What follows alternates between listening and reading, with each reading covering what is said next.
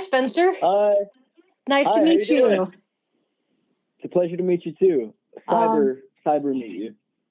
I just want to say, thank you for taking the time for interviewing with us today. Truly appreciate it. Love what you're doing on the way home as Jacob.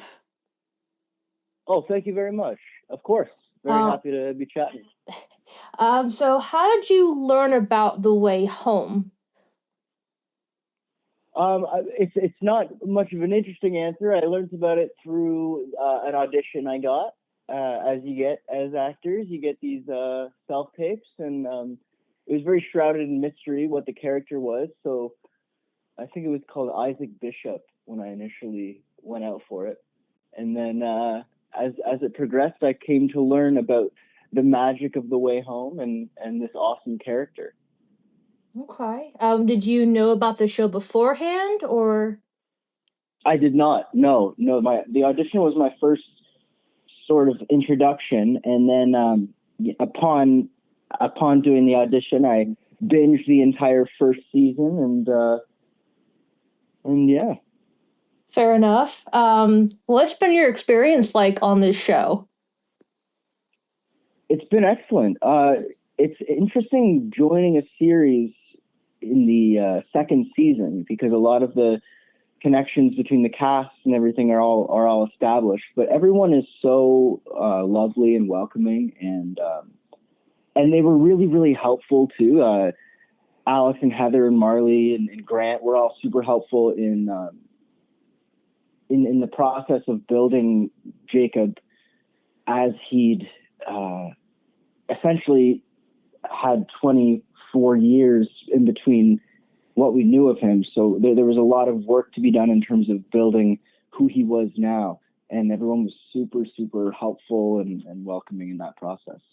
It definitely showed. Like I said, you've done a phenomenal job with bringing Jacob to life, adult Jacob to life, and you can see it in every episode that you're in. So we notice and we truly appreciate it, Spencer.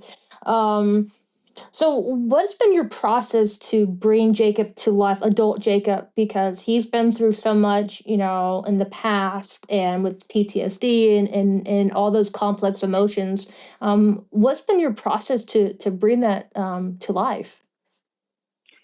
Well, for me personally, I guess it all just really starts with the scripts, because these writers on this show are incredibly thoughtful and they put so much care into every word that they put into these scripts. So I find I lock myself in my room and I really just study these scripts, and you'll find a lot of clues the more and more you read it because they're there intentionally. So the way that Jacob speaks, his choices and words, sometimes you can really detect when he's slipping into his 1800s isms, his persona of that era, and when he's attempting to adapt and be more modern. And the ebb and flow of that is really interesting to play with. And I think that episode to episode, you get to see him kind of at times revert back to the person that he essentially is, and at times revert to this almost childlike quality of him wanting to be what Dell and Kat and everyone in the modern day wants him to be. So he's just a very constantly changing he's just a very constantly changing sort of character. So it's interesting episode by episode finding those peaks and valleys and moments to play. Do you have a favorite moment from this season so far? And you can even answer about episode 6 if you would like.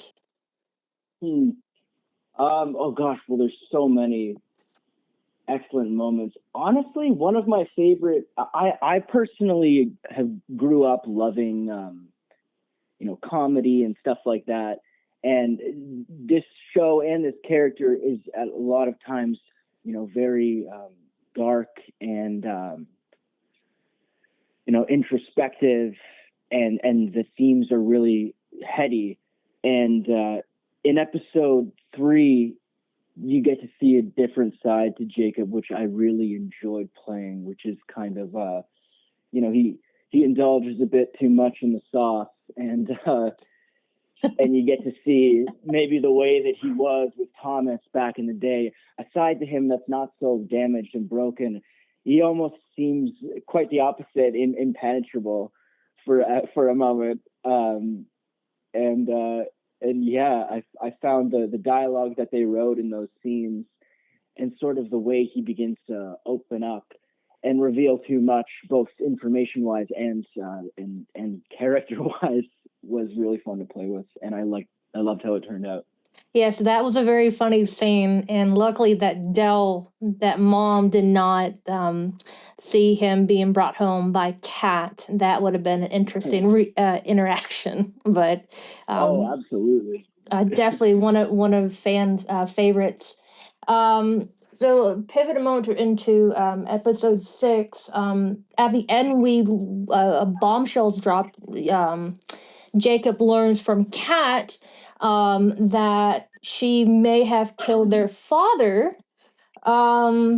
which I feel bad for Jacob. He's just gone through so much and now learns this. Jacob learns that Kat may have killed Colton. And what was your reaction to that? Because that was a very charged, scene already. They're on the run. They're trying to get back to the present. And then you learn that. So how was your reaction to learning that from Kat? Well, it's interesting.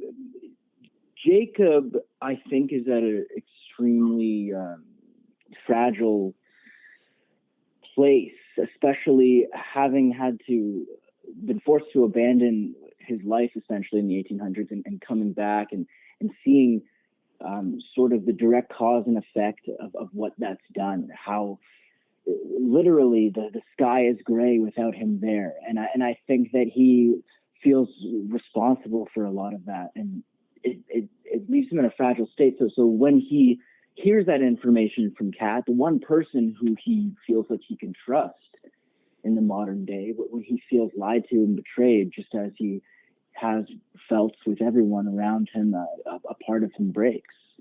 And it's a difficult thing to witness, because I think that Jacob also is, from a time where the rules are different, and people maybe didn't control and delegate their emotions the way that we do now. So, there's an element to Jacob that's dangerous. He's sort of like a stray dog, and you love him, and he's cute, but he can pee on the carpet, and I think that's an example of the stray dog and Jacob kind of coming out, and him not being able to handle his emotions quite the way that we in our modern society would.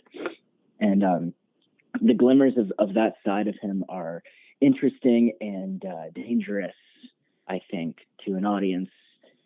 You get a bit too close, and you start to see something else is inside of him, which is a little bit scary. Yeah, like I said, that was definitely different, seeing a different side of Jacob in your eyes and his eyes. And I'm still recovering from that scene, and I think fans are going to absolutely enjoy it and want more. And last question, Spencer, what would you like to say to the fans? What I like to say to the fans, I'd love to say thank you so much for supporting and enjoying and theorizing about our awesome little show. We love making it, and we love how much you guys invest into it.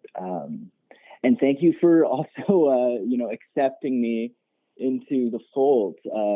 I know it's difficult at times to embrace a new version of a character. I personally absolutely was charmed and struck by Remy's portrayal of Jacob, of young Jacob, and I know as a fan it must have been difficult to embrace a new version of him, and everyone's been super welcoming, so that's been amazing. So thank you guys for watching, and there's plenty to come. I mean, you're absolutely welcome. I mean, we were happy that Kat finally found you, that finally found Jacob, and even though that reunion was not what anybody expected, um, but it was well worth it, and we're very much happy to have you. And you, like I said, told everybody so far, and it's true. You guys are absolutely amazing at what you do, and keep doing it.